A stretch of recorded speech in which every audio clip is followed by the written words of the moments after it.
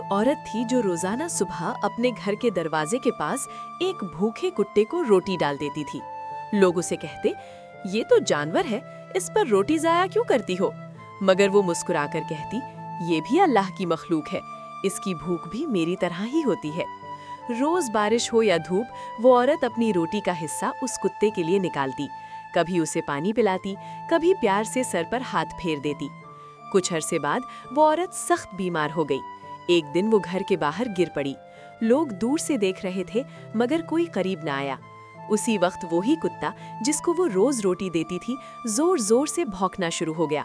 वो इधर उधर भागकर लोगों को बुलाने लगा। उसकी आवाज सुनकर पड़ोसी आए और औरत को हॉस्पिटल पहुंचा दिया।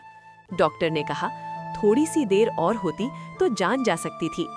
औरत की आंखों से आंसू बहने लगे और उसने दिल ही दिल में अल्लाह का शुक्र अदा किया। इस कहानी से हमें ये सबक मिलता है कि नेकी कभी जाया नहीं जाती।